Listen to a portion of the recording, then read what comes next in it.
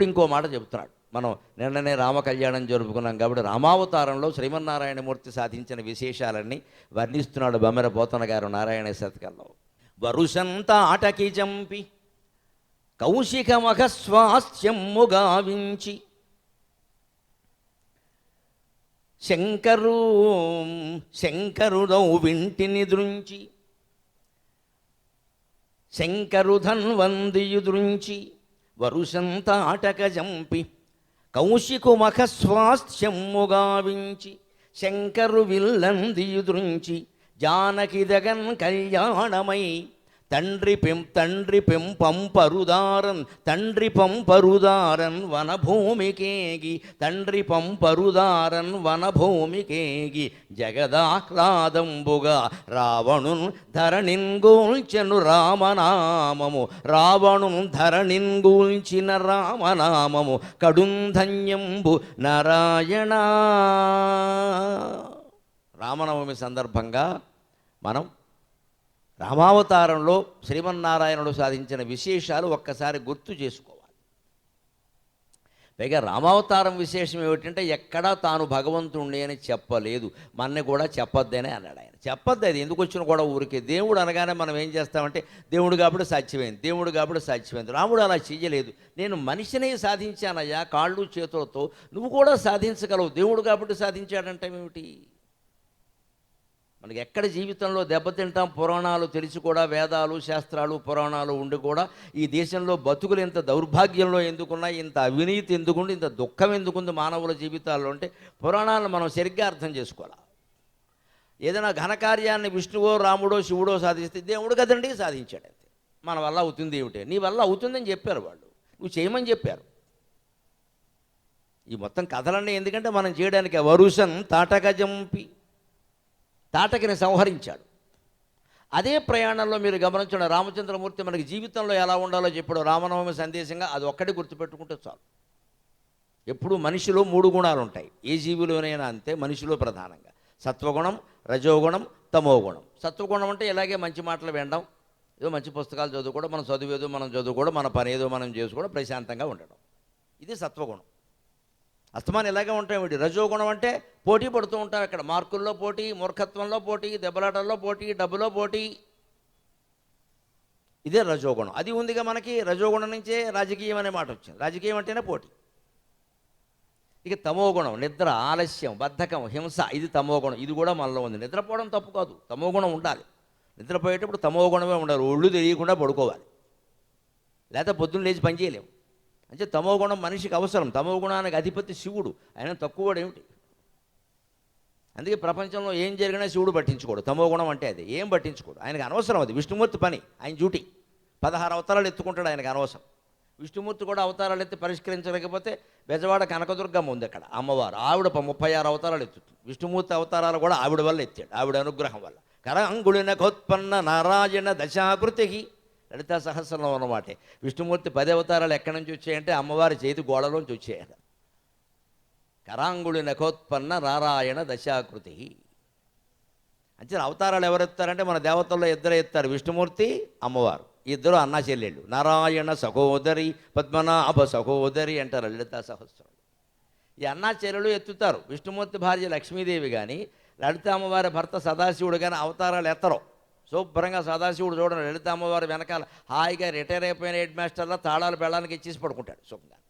నువ్వు చూసుకోవే ఎవరన్నా వస్తే అంటాడు, అంతే.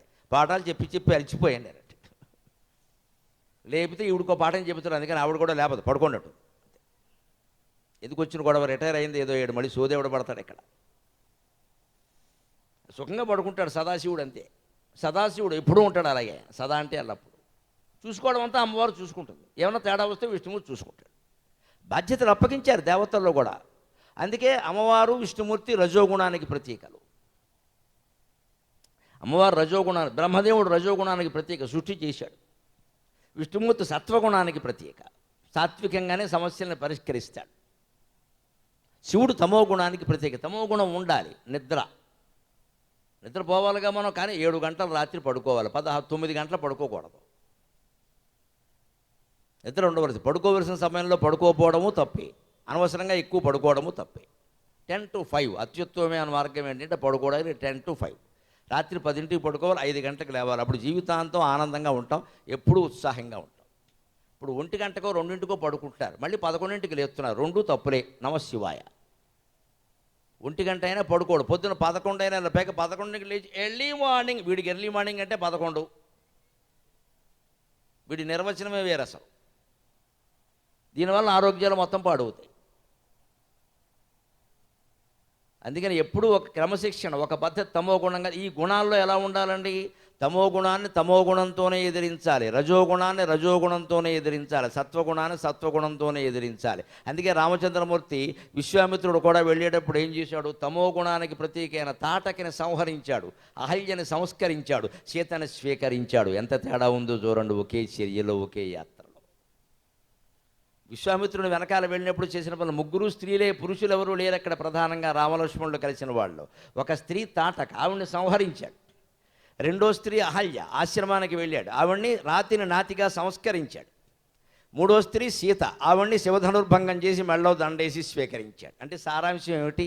నీలో ఉండే తమో గుణాన్ని సంహరించు.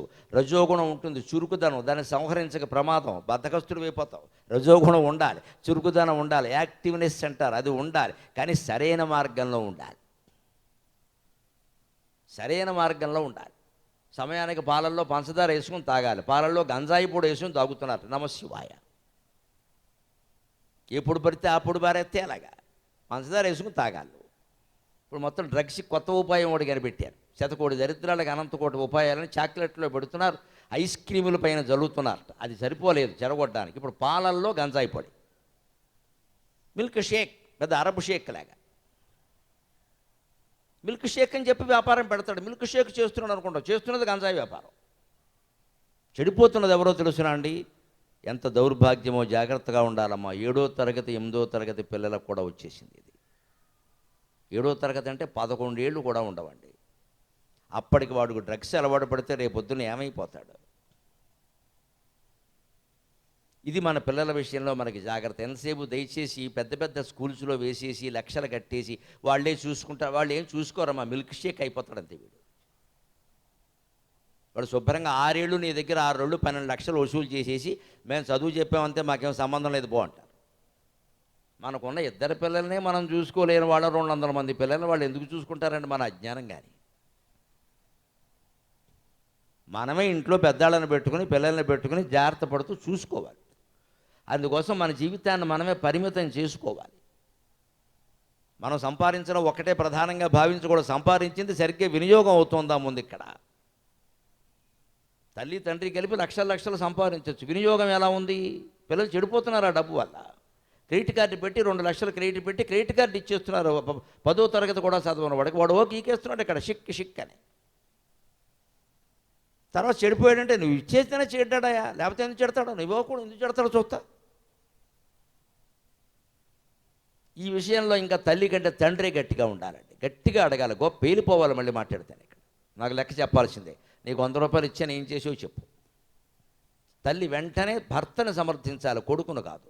నాన్నగారు అడుగుతున్నారు చెప్పమే, లేదా అన్నం పెట్టపో అని చెప్పాలి.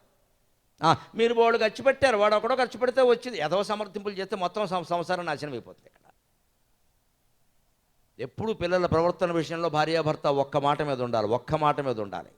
ఏమన్నా అంటే పిల్లలకే చెప్పాలి, నేను మీ అమ్మ ఒకటే, పోతే నువ్వు బయటికి పోతావని చెప్పాలి. అప్పుడు ఖచ్చితంగా తల్లిని గౌరవిస్తాడు, తండ్రిని గౌరవిస్తాడు. ఎవరో ఒకరి పిల్లల్ని సమర్థిస్తారండి, నాశనం అయిపోదమ్మా జీవితం. అక్కడ ధర్మం తెలుస్తుంటే ఎలా సమర్థిస్తాం స్వయంగా? వాడు చెడిపోతున్నాడు ఓ పక్క. దానికే రామాయణం. తమో గుణాన్ని ఎప్పుడు సంహరించు. గోమ్మే కొట్టి నీలో ఉండే నిద్రని, బద్ధకాన్ని, ఆలస్యాన్ని, హింసాత్మక ఆలోచనని గోమ్మే కొట్టి మానిపించుకోవాలి నువ్వే. అదే తమో గుణాన్ని సంహరించాడు. రజోగుణం అహల్య, ఆవిడ్ని సంస్కరించాడు, తపస్సు చేసింది, సంస్కరింపబడింది, దోషాలు పరిహరింపబడ్డాయి. రామచంద్రమూర్తి ఆవిడ కాళ్ళకి దండం పెట్టాడు, పాదాభివందనం చేశాడు అహల్యకి. మా అరుంధతీదేవితో సమానం అన్నాడు, మా అమ్మ కౌశల్యతో సమానం అన్నాడు. అహల్య ఘోరమో నేరమో చేస్తే ఎవరైనా తన తల్లితో పోలుస్తారా? అంత ఉన్నతుడు రామచంద్రమూర్తి. సీతాదేవి సత్వగుణం, ఎంత శాంతం, ఎంత సత్వం, ఎంత సంస్కారం. కాబట్టి శివధనుస్సు చేతం ఎక్కుపెట్టి ఆవిడ్ని మెళ్ళో దండేసి పెళ్లి చేసుకున్నాం. మనం సత్వగుణాన్ని అలా స్వీకరించాలి, దానికోసం కష్టపడి నేర్చుకోవాలి. ఇదే లెక్క ఇక్కడ. అందుకే వరుషం తాటక జంపి కౌశికు మఖస్వాస్థ్యమ్ము గావించి, కుశికనందనుడైన కౌశికుడు విశ్వామిత్రుడు ఆయన యజ్ఞాన్ని కాపాడావయ్యా. శంకరు విల్లందియుదురించి శివధనుర్భంగం చేశావు. శంకరు విల్లంద్రియుదురించి జానకి తగన్ కళ్యాణమై, జానకీదేవిని పెళ్లి చేసుకున్నావు. జానక్యా కమలామలంజలి పుటే యా పద్మరాగాయితాక న్యస్త రాఘవమస్తకే చ విలసత్కుంద ప్రసూనాయితాక స్రస్త శ్యామలకాయకంతికలిత యా ఇంద్రనీలాయితాక ముక్తాస్థా శుభదా భవంతు భవతాం శ్రీరామ వైవాహికాక. నిన్న కళ్యాణ వేళ ఈ శ్లోకాన్ని మీరందరూ వినుంటారు. ఈ ఒక్క శ్లోకం సరిగ్గా అర్థమైతే దాంపత్యం చాలా బాగుంటుంది. తలంబరాలు పోయాట, ముత్యాల తలంబరాలు పోశారు. మనకు మళ్ళీ ముక్కుపోయిన బియ్యం పోసుకోవడం వాళ్ళకేం కర్మ. ఆవిడ మహారాజు కూతురు, ఈయనో చక్రవర్తి కుమారుడు, లోటు ఏమిటండి. అందుకే భద్రాచలంలో ఎప్పటికీ ముత్యాల తలంబరాలు పోస్తారు. ఆ ముత్యాలు జానకీదేవి దోసిట్లోకి తీసుకుందిట. తీసుకునేసరికి ఎర్రగా మారిపోయాడు. ముత్యాలు ట్రాన్స్పరెంట్. అమ్మవారి చేతులు ఎలా ఉన్నాయి? గులాబీ రంగులో ఉన్నాయి. గులాబీ రంగులో చేతులు ఉంటే ఐశ్వర్యం బాగా ఉంటుంది. ఆవిడ లక్ష్మీదేవి. అందుకని ఆవిడ చేతులు గులాబీ రంగులో ఉన్నాయి, మెరిసిపోతున్నాయి. ఇప్పుడు అందరూ చేతులు చూసుకోకండి, ఇంటికి వెళ్ళి గులాబీ రంగు వేసేసుకోండి, గొడవలేదు. అన్ని పెయింటింగ్లు వచ్చాయి కదా, గోళ్ళకి రంగు వేసుకున్నట్టే అరచేతులు గులాబీ రంగు వేసేసుకుంటే దాంతో అన్నం తింటే శనొదిలిపోతుంది. మనం రంగు వేసుకోకూడదు, సహజంగా ఉండాలి. గులాబీ రంగులో లేవు అంటే ఖర్చు విషయంలో చాలా జాగ్రత్తగా ఉండాలి. గులాబీ రంగులో చేతులు ఉండే సాముద్రిక శాస్త్రంలో చెబుతారు, నిజమో కాదో నాకు తెలియదు కానీ మంచి మాట కాబట్టి చెబుతున్నా, అందులో ఇబ్బంది ఏముంది. గులాబీ రంగులో అరచేతులు ఉంటే డబ్బు బాగా వస్తుంది, చేతుల మధ్యలో చిల్లులు ఉంటే డబ్బులు పోతాయి.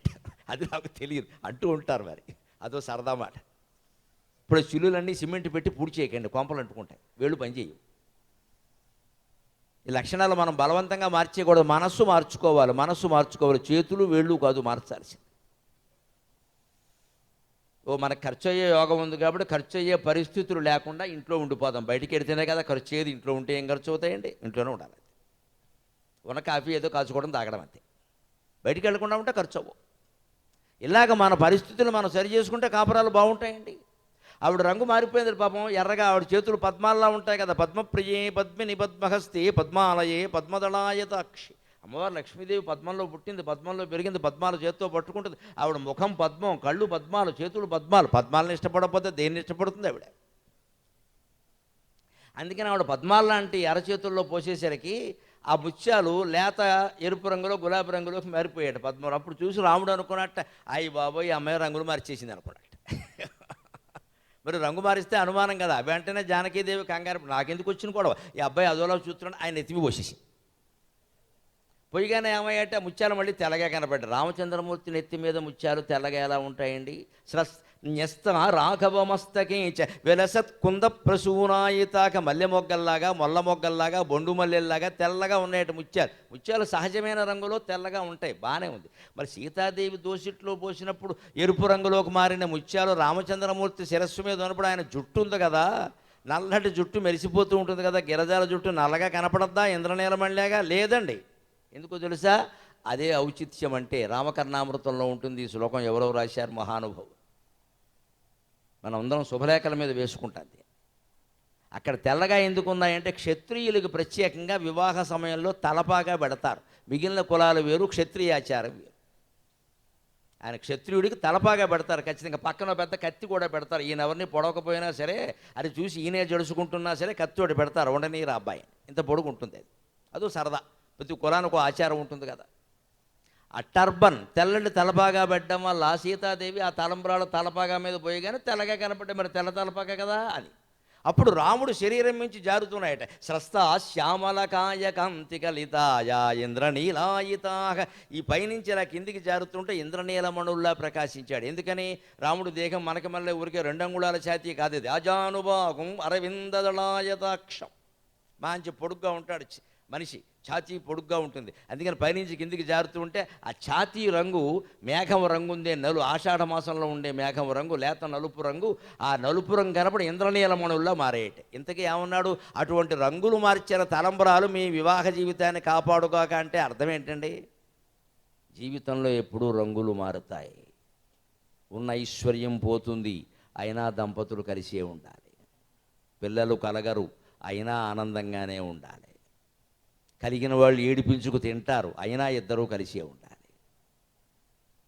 కొన్ని కుటుంబాల్లో కర్మ ఏమిటంటే ముందు సంతానం, తర్వాత సంతాపం. ఏదైనా మీటింగ్ పెట్టినప్పుడు చూడండి, మీటింగ్ ఫాలోడ్ బై డిన్నర్ అంటారు. అలాగే సంతానం ఫాలోడ్ బై సంతాపం. అంతే మరి కర్మ, ఏం చేస్తాం. కానీ భార్యాభర్త ఐకమత్యంగా ఉంటే పిల్లల ద్వారా ఎన్ని కష్టాలు వచ్చినా భరించచ్చండి, ఏం పర్వాలేదు. పిల్లాడు చెడిపోతున్నాడు అని అనిపిస్తే భార్యకి భర్త, భర్తకి భార్య, తల్లిగా తండ్రిగా మారిపోవాలి. వెంటనే అక్కడ భార్యాభర్త కాదు, పాత్ర మారిపోవాలి. పర్వాలేదు పర్వాలేదు, నేను చూస్తానులే, నువ్వు ఊరికి ఆలోచించి అనారోగ్యం తెచ్చుకోక నువ్వు కూర్చో, నేను చూస్తానులే, వాడి సంగతి అయినా మగాడు గ్యారంటీ ఇవ్వాలి. అప్పుడు ఆ భార్య కొంత నిశ్చింతగా ఉంటుంది. కనీసం నువ్వే ఇలా చేసావు అంటే చచ్చి ఊరుకుంటుంది ఆవిడే. ఇక్కడ ఇప్పుడు ఒకరినొకరు నిందించుకోవడం కాదు, ఇక్కడ వాడు చెడిపోయాడు. అక్కడ వాడిని ఏదో చెయ్యాలి, ఇద్దరు అనుకోవాలి కూర్చుని. కానీ నిందించుకుంటే అలాగా, నువ్వు అనవసరంగా పుట్టింటికి నీతో పాటు తీసుకెళ్ళావు, మీ మామయ్య మీ తమ్ముళ్ళు లక్షణాలు వచ్చావు, వాడు ఎందుకమ్మా ఇవన్నీ అనవసరపు మాటలు. అక్కడ నీ తమ్ముడు ఏమైనా గొప్పవాడా, వాడేమైనా కంసుడా, వీడేమైనా లక్ష్మణుడా? ఈ అనవసరం మనం అందరం చేసే పిచ్చి పని ఇదేనండి. అసలు సమస్యను పరిష్కరించడం మానేసి మొత్తం కెలుక్కుంటాం. ఇక్కడ సమస్యలను ఎప్పుడు చిలకాలమ్మా, కెలకూడదు. చిలికితే వెన్న వస్తుంది, కెలికితే కంపు వస్తుంది. సమస్యను చిలకడం అంటే ఎక్కడ ఆ సమస్య ఉందో దాని గురించే మాట్లాడడం, అక్కడే ఉండి. కవ్వం పెట్టి చిలికేటప్పుడు ఏం జరుగుతుందో చూడండి. కవ్వం కొండంతా తిరగదు, పగిలిపోతుంది తిరిగితే. కొండ పగిలిపోతుంది. కవ్వం ఒకచోటే ఉంటుంది, ఇలా ఇలా ఇలా అంటారు. అక్కడి నుంచే ఈ తరంగాలు వ్యాపిస్తాయి. అది చిలకడం అంటే. సమస్యను ఎదుర్కోవాలంటే చిలకాలి, దాంతోనే ఉండు, దాని దగ్గరే ఉండు. అది ఎలా వచ్చిందో ఆలోచించు. వాళ్ళని వీళ్ళని కలపకు, చేర్చకు, పేర్చకు, పెంచకు, గతంతో కలపకు, భవిష్యత్తును చూసి భయపడకు. Try to solve the problem as it is. అక్కడే ఆ క్షణంలోనే దాంతోనే ఉండు, తెలుస్తుంది నీకు రహస్యం. అప్పుడు పరిష్కరిస్తావు. మనం ఏం చేస్తాం, వీడి పోలికని వాడి పోలికని అక్కడి నుంచి ఫలానా 16 ఏళ్ల వరకు బాగానే ఉండేవాడు, 17వ ఏట మొదలైంది ఈ డైనింగ్ టేబుల్ దేనికి ఇక్కడ నీకు. అక్కడి నుంచి జాతకాలు, గొడవలు, ఇంక ఇన్ని మామూలుగా ఉండదు. ఇంకా మొత్తం ఏలినాడు శనంతా ఇంట్లోకి వస్తుంది.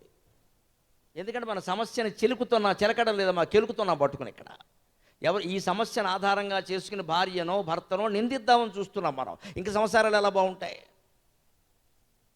సమస్యను పరిష్కరిద్దామని కాదు, ఈ ఆధారంగా పెళ్ళాన్ని తిట్టచ్చు కదా, లేకపోతే మొగుడు తిట్టచ్చు కదా, అత్తారని తిట్టచ్చు కదా అని ఇదే ఆలోచన చేస్తున్నాం మనం. అలా కాదు ఆలోచించాల్సింది, సమస్యను పరిష్కరించాలి. అందుకని ఎప్పుడూ ఆ గుణాన్ని, ఏ గుణానికి ఎలా ఉండాలో అలాగే ఉండాలి. అందుకని జానకిని పెళ్లి చేసుకున్నప్పుడు ఆయన రంగులు మారాయంటే అర్థం, జీవితంలో రంగులు మారాయా లేదా గమనించండి. పెళ్ళయింది, 10 ఏళ్ళు 12 ఏళ్ళు కాపురం చేశారు. ఆయనకి 25 ఏళ్ళు వచ్చాయి, ఈవిడికి 18 ఏళ్ళు వచ్చాయి.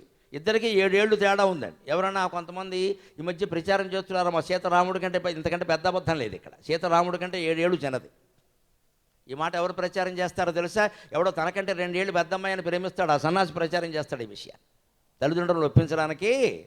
నీకంటే పెద్దదిరా, వరహీనవరా, బాగుండదురా అంటే సీత పెద్దదిరా. అబ్బా, సీత నీకు ఇక్కడ దొరికింది, ఇక్కడ పీత నీకు దొరికింది, పీత రాముడికి దొరికింది సీత. మనం వేసే వేషాలు సమర్థించడానికి పురాణాలను వాడుకోకూడదు. అయినా తప్పు. సీత పెద్దది కాదు, సీత 1 కాదు 2 కాదు 7 ఏళ్ళు చిన్నది. వనవాసంలో రావణాసుడు సన్యాసి వేషంలో వస్తే నువ్వెవరు ఇక్కడ ఎందుకున్నావంటే ఆవిడే చెప్పింది, నా భర్త వనవాసానికి వచ్చాడు. మమ భర్త మహాతేజ వయస 25 అష్టాదశితు వర్షాణి మమ జన్మని గణ్యతే. మేము వనవాసానికి బయలుదేరి వచ్చే సమయానికి మా ఆయనకి 25 ఏళ్ళు, నాకు 18 ఏళ్ళు, ఇద్దరికి 7 years డిఫరెన్స్ అని ఆవిడే చెప్పింది. అప్పుడైనా నమ్మాలా? ఆవిడ డేట్ ఆఫ్ బర్త్ మనం చెబుతామా? మనకి ఇష్టం వచ్చిందంతా పురాణాల్లో ఉండదండి. అది ఏది ఉందో దాన్ని మనం గ్రహించి ఇష్టపడాలి. వాళ్ళకి 12 ఏళ్ళు, ఆ పెళ్లి నాటికి 6 ఏళ్ళు సీతకి, 13 ఏళ్ళు ఈయనకి. అప్పుడు 7 ఏళ్ళు తేడా, అంతే కదా.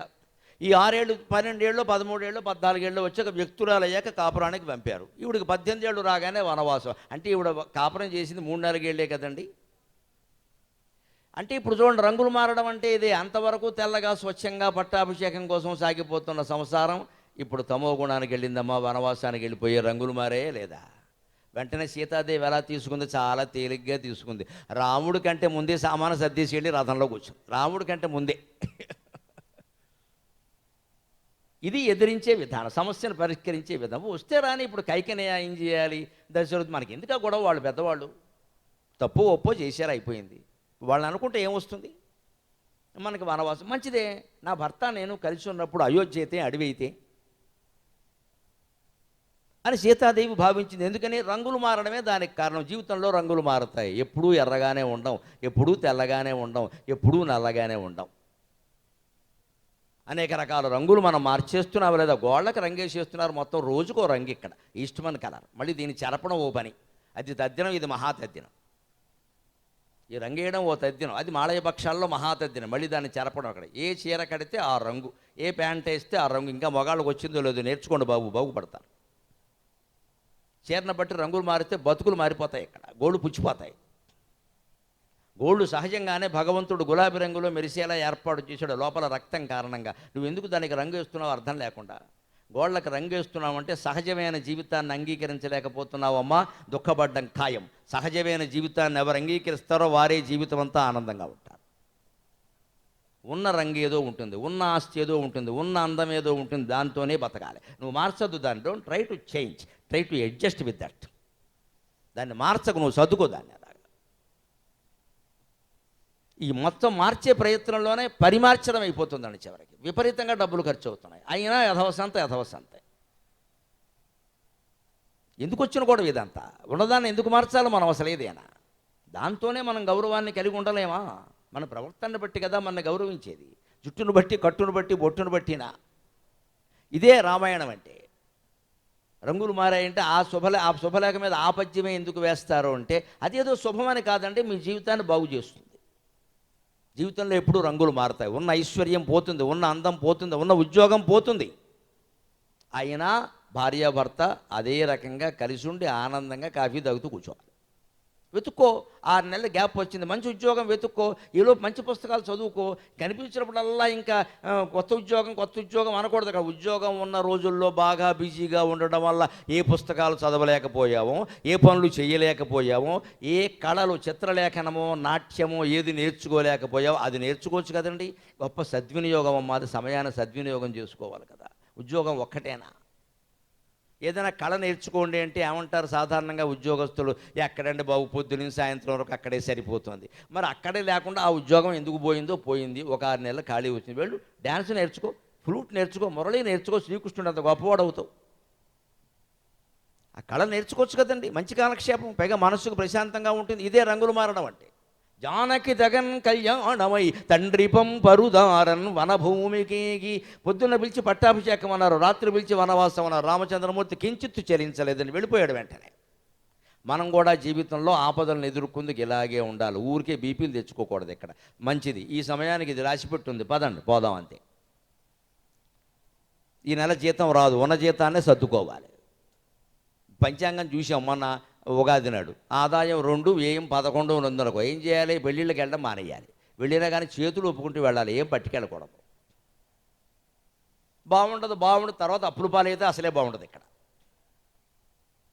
వాళ్ళకు 1000 రూపాయలు గిఫ్ట్ అయినా ఇవ్వాలి. ఎవడమ్మా నీ 1000 కోసం ఎవడున్నాడు అక్కడ? కోట్లు ఖర్చు పెట్టి వాళ్ళు పెళ్లి చేసుకుంటే ఈ బోడి గిఫ్ట్ ఎవరికి కావాలి ఇక్కడ? పైగా ఎక్కడ పెడతారో తెలియదు, ఎక్కడ బారేస్తారో తెలియదు.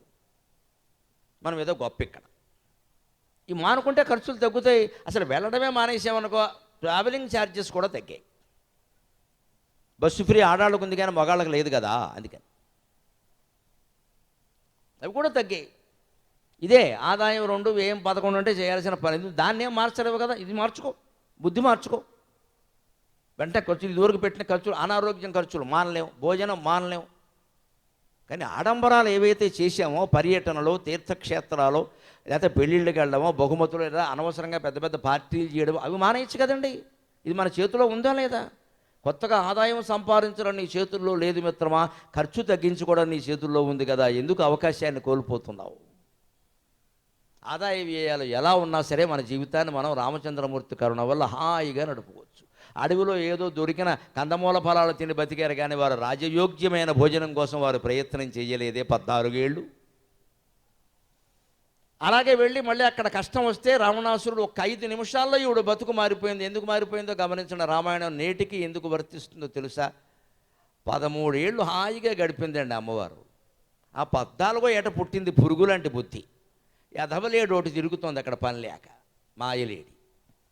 దాని మచ్చలు బంగారం రంగులో మెరుస్తున్నా. లేడికి ఎక్కడైనా బంగారపు మచ్చలు ఉంటాయా? ఉండవుగా. ఆ మాత్రం తెలియదా?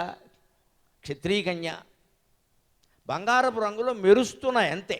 ఆ బంగారం మీద మోజు పడింది ఈవిడ. ఈవిడికి మళ్ళీ పైగా రాముడు నారచీరలు కట్టుకుని గోనె సంచులు కట్టుకుని వచ్చాడు, కానీ సీతాదేవి పట్టు చీరలు కట్టుకుని 7 వారాల నగలు పెట్టుకుని వచ్చింది. మొత్తం అంతా క్యారీయింగ్ ఎవరంటే చెకిన్ అంతా లక్ష్మణుడు. ఆయనే మోసాడు. పాపం ఏం చేస్తాడు? ఈ పెట్లన్నీ ఆయనే మోసాడు. ఆవిడ నగలు పెట్టుకుని వచ్చింది. ఆ నగలే కదా మూటగట్టి కింద పారేసింది. కిష్కింధలో హనుమంతుడు దొరికాయి.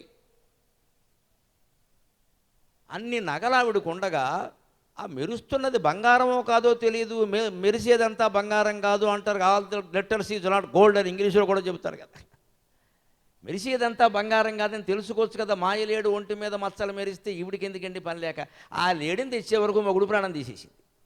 పైగా లక్ష్మణుడు అక్కడ ఉండి, అమ్మా నేను చెబుతున్నాను వినండి, మీకు తెలియట్లేదు, అది మాయలేడి, అది మోసం చేస్తోంది. కావాలంటే చూడండి, రాక్షసుడు ఎవరో ఈ రూపం ధరించారంటే నీకెలా తెలుసు అని శాస్త్రం చెప్పాడు ఆయన. ఎప్పుడు బ్రహ్మచారి దృష్టి వేరండి, మోజులో ఉన్న వాళ్ళ దృష్టి వేరండి. విద్యార్థులు గమనించండి. మీరు ఎంబీబీఎస్ చదవండి, ఇంజనీరింగ్ చదవండి అమ్మా, నా పిల్లలుగా భావించి చెబుతున్నా. మీ చదువు పూర్తయ్యే వరకు పొరపాటున కూడా ఆడదానికి మొగాడి గురించిన ఆలోచన, మొగాడికి ఆడదాని గురించిన ఆలోచన పనికిరాదండి. అప్పుడే చదువు బాగుంటుంది. బ్రహ్మచర్యం ఆ బ్రహ్మచర్యం పాటించారు అంటే దృష్టి సరిగ్గా పనిచేస్తుంది. మోజులో పడ్డామంటే పక్కెళ్ళిపోతుంది. లక్ష్మణుడు బ్రహ్మచర్యాన్ని పాటించాడు 14 ఏళ్ళు కూడా. సమ్యక్ దర్శనం, ఆయన దృష్టి పక్కదారి పట్టల. అందుకే మారీచుడు లేడి రూపంలో ఉన్నవాడు గడ్డి మేస్తున్నట్టు నటిస్తున్నాడు కానీ తినడం లేదు. గడ్డి పరకలు కొరుకుతున్నట్టు నటిస్తున్నాడండి. రామాయణంలో ఉంటుంది, చదువుకోండి. తినడం లేదు. ఎందుకు తెలిసే? తింటే వాడు అసలు రూపం వస్తుంది. రాక్షసులకి దేవతలకి కామరూపాలు ఉంటాయి. 4 సందర్భాల్లో బయటపడతాయి. 4 సందర్భాల్లో: 1 తినే సందర్భం, 2 నిద్రపోయే సందర్భం, 3 దాంపత్య బంధం, 4 మరణం. ఈ 4ంట్లోనూ అసలు రూపం వచ్చేస్తుంది. వాడు తిన్నాడు అనుకోండి గడ్డిని, రాక్షసుడు అయిపోతాడు. లేడి రూపం ఉండదు, ఇంకా తెలిసిపోతుంది. అందుకే వాడు తినడంలా. ఆ తినడం లేదన్న విషయాన్ని లక్ష్మణుడు గమనించాడు, సీత గమనించలా. ఎందుకు గమనించలేదండి? షాపింగ్ మాల్కి వెళ్ళినప్పుడు చూడండి ఎవరి బుద్ధి ఎలా ఉంటుందో అర్థం. షాపింగ్ మాల్కి వెళ్ళినప్పుడు మనకి ఏదైనా వస్తువులు బాగా నచ్చాయనుకోండి, దాంట్లో లోపం ఉన్నా సరే, సొట్టబడినా సరే, అది ఖరీదు ఎక్కువైనా సరే కొనే, ఎందుకంటే మనకు నచ్చింది. అదే దాని మీద మోజు లేనివాడు లేదా మోజు లేని అమ్మాయి ఎలా ఆలోచిస్తారో, అది బాగానే ఉంది కానీ సరిగ్గా లేదు, అంత ఖరీదు ఉండదు, అనవసరంగా కొంటున్నామని ఆలోచిస్తారు. వాళ్ళకి సమ్యక్ దర్శనం ఉంది. మనకి మోజు కలిగింది కాబట్టి సమ్యక్ దర్శనం లేదు. ఒక నగ ఏదో మనకి నచ్చింది, జ్యువెలర్స్ నగల దుకాణానికి వెళ్ళి ఒక నగ నచ్చింది. వాళ్ళు ఏమంటారో తెలుసా? డబ్బులు పట్టుకెళ్ళలేదు మనం. వాళ్ళు ఏమంటారో తెలుసా? వాళ్ళు తెలివితేటలు వాళ్ళకు ఉంటాయి కదా. మేము వారం రోజుల్లో వస్తామండి, ఈ నగ ఇలా అట్టి పెట్టండి అంటే, ఉండదమ్మా మీరు డబ్బులు ఇచ్చి వెళ్ళండి అంటారు. వాళ్ళ వ్యాపారం వాళ్ళది, నీకోసం ఎందుకు ఉంచుతారు? నిజానికి నువ్వు వారం రోజులు కాదమ్మా, ఏడాది తర్వాత వెళ్ళి ఆ నగ అక్కడే ఉంటుంది. వాడు అలాగే చెప్తాడు, నువ్వు కొంటావు కదా అని. పైగా రేపు ఏమవుతుందో తెలియదండి. మీరు 75% డబ్బులు, ₹1,00,000 నగలకి నువ్వు 75,000 ఇచ్చాక చస్తావా కొనక? ఏమవుతావు? వాడి టెక్నిక్ వాడిది. అప్పుడు ఇంటికి వెళ్ళి పట్టుకొచ్చి 75,000 ఇచ్చేస్తా. అంత అవసరమా? మోజు కారణంగా చేస్తున్నావు ఈ పని. అసలు అది కొనడం మానేసి మోజు తగ్గించుకుని ఇప్పుడు ఎందుకు, తర్వాత మనం డబ్బులు ఉంటే కొనుక్కుందాం, లేదని ఇంటికి వెళ్ళిపోతే, కొనకుండా ఉంటే బోర్డు కలిసి వచ్చింది కదా, తర్వాత కొనుక్కోవచ్చు కదా. ప్రతి వస్తువు వెంటనే కొనడం అనేది ఒక దరిద్రమైందండి ఈ ఆధునిక సమాజంలో. దయచేసి గమనించండి. అందులో డబ్బులు బాగా అకౌంట్లో ఉన్నాక, అకౌంట్లన్నీ ఫోన్లో ఉన్నాక, మన ఎదురుగా ల్యాప్టాప్ ఉన్నాక మనం టాపులు వేపేసాం. ఇక్కడ ఆన్లైన్ నొక్కో, అంతే. ఓ నొక్కు వస్తువు వచ్చింది, ఇంకో నొక్కొచ్చావు టికెట్, ఇంకో నొచ్చావు డబ్బులు కట్టాయి, ఇంకో నొక్కావు పేక నొక్కావు, అయిపోయింది. నీ ఇంటికి ఇంత పెద్ద ప్యాకెట్ వచ్చింది, ఎలుగుబంటిలాగా. అదో కొన్నదేమో ఇంత పిన్నీసు, దానికి ఎలుగుబంటి అంత ప్యాకెట్. ఇదంతా అవతల బారేయాలి. ప్రతిదీ కొరియర్, ప్రతిదీ ఆన్లైన్. ఆన్లైన్లో వస్తువులు కొనకుండా ఉంటే సీతారాముల దాంపత్యాన్ని ఆనందంగా ఉంటాం. అసలు బజార్కి వెళ్ళే కొనుక్కోవాలి, అది కూడా కాగితం మీద రాసుకోవాలి. 15 రోజుల తర్వాత ఆ కోరిక అలాగే ఉంటే వెళ్ళాలి, లేకపోతే వెళ్ళద్దు. ఇదే క్రమశిక్షణ. ఇవాళ 1వ తరగతి సన్నాసి కూడా ఆన్లైన్లోనే కొంటాడు. దేనికి ఆగడెక్కడ? మమ్మీ ఐ ఆర్డర్డ్, వీడు ఆర్డర్ వేస్తాడు. ఎక్కడ వీడికి బొడ్డోడు లేదు. కానీ చిన్నపిల్లలకి ఆ స్వాతంత్రం ఇవ్వకూడదండి. ఏదో వర్క్ నేర్పడం కాదమ్మా, నాశనం అయిపోతారు అలాగా. నువ్వెవడెవరో కొనడానికి మేము ఉన్నాం కదా, మేము చూస్తాం, కూర్చోమాట్లాడక, మాకు చెప్పాల్సిందే. 10వ తరగతి దాటే వరకు పిల్లలకి ఫోన్లు, ఈ క్రెడిట్ కార్డులు ఇస్తే ఏమైపోతారని వాళ్ళు రెండేళ్ళు కూడా లేని పిల్లకి అన్నం తినిపించడం కోసం ఫోన్ చేతిలో పెడుతున్నారమ్మా, అయిపోయింది, దాని జీవితం నాశనం అయింది. పైగా మా అమ్మాయి ఫోన్ చూస్తే కానీ అన్నం తిందు, నువ్వే నేర్పావమ్మా, అలాగే నీకో నమస్కారం. వాళ్ళు అలా ఫోన్ చూడడం అలవాటు పడ్డాక అన్నం మీద ఉండదు, పైగా అన్నం అరగదు. అది చూడకూడని దృశ్యాలన్నీ అప్పుడే చూస్తారు. అప్పుడే వాళ్ళకి ఫోన్ ఆపరేటింగ్ అలవాటు అయిపోయింది ఏడాది వయస్సులో. ఇంకా నువ్వు చెప్పక్కల, నీ ఫోన్ లాక్కెళ్ళిపోతారు. మనమే కథ చెప్పి, కాకరకాయ చెప్పి, పాట పాడి ఏదో ఒకటి పెట్టి తినిపించాలి, లేకపోతే చందమామను చూపించాలి, ఏదో చెయ్యాలి. పూర్వం తల్లులు అలాగే చేసేవారు, అందుకే సక్రమంగా పెరిగారు. ఆ మోజు పడిన మాయలేడి మోజు చూడండి, అమ్మవారి జీవితాన్ని, లక్ష్మీదేవి అంశతో పుట్టిన ఆవిడ జీవితాన్ని 5 నిమిషాల్లో తలకిందులు అయిపోయిందమ్మా. లైఫ్ టర్న్ అయిపోయింది, యూ టర్న్ తీసుకుంది మొత్తం. ఇక్కడ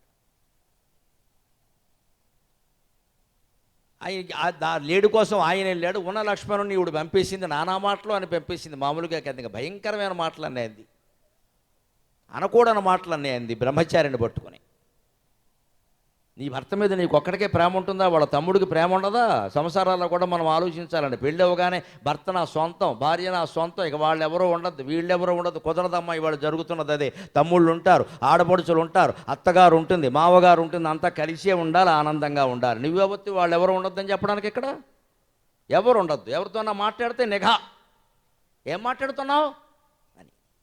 ఇక్కడ మనం సొంతం అయిపోవాలి. ఇక్కడ ఆ సొంతం చేసుకోవడమే పెద్ద తద్దినం. దేన్నైనా మనం సొంతం చేసుకునే ప్రయత్నం చేశామంటే అతి త్వరలో దానికి మనం సొంతం అయిపోతామండి. జీవిత రహస్యమే అది, జీవిత రహస్యం అది. అది మనకి సొంతం కాదు, మనమే దానికి సొంతం అయిపోతాం, బానిసలు అయిపోతాం చివరికి. ఎందుకు సొంతం కావాలి? వాళ్ళ బాధ్యతలు వాళ్ళకు ఉంటాయి. వాళ్ళ తమ్ముడు ఉన్నాడు, తమ్ముడితో మాట్లాడరా? అన్నగారు ఉన్నారు, మాట్లాడరా? ఆడపడుచు ఉన్నారు, మాట్లాడరా? తల్లిదండ్రులతో మాట్లాడరా? పెళ్లి చేసుకున్నంత మాత్రాన్ని మనం సొంతం అంటే ఈ స్వార్థమే బాగా తగ్గిపోవాలి. అప్పుడు దాంపత్యాలు బాగానే ఉంటాయి ఖచ్చితంగా. విశాల భావం, మనకి మనవాళ్ళు ఉన్నట్టే వాళ్ళకి వాళ్ళు ఉంటారు, మాట్లాడుకోనండి హాయిగా, అంతా కలిసే ఉందాం, అంతా కలిసే మాట్లాడుకుందాం. దీనికి రహస్యాలు దేనికి, తలుపులు వేసేసుకోవడం దేనికి, హాల్లో కూర్చొని మాట్లాడుకుందాం. అప్పుడు సంసారాలు సీతారాముల సంసారాలాగా ఉంటాయి. అక్కడే చిన్న తేడా వచ్చింది, మాయలేడి మీద మోజు కలగగానే అయిపోయింది, మొత్తం నాశనం అయిపోయింది జీవితం ఇక్కడ.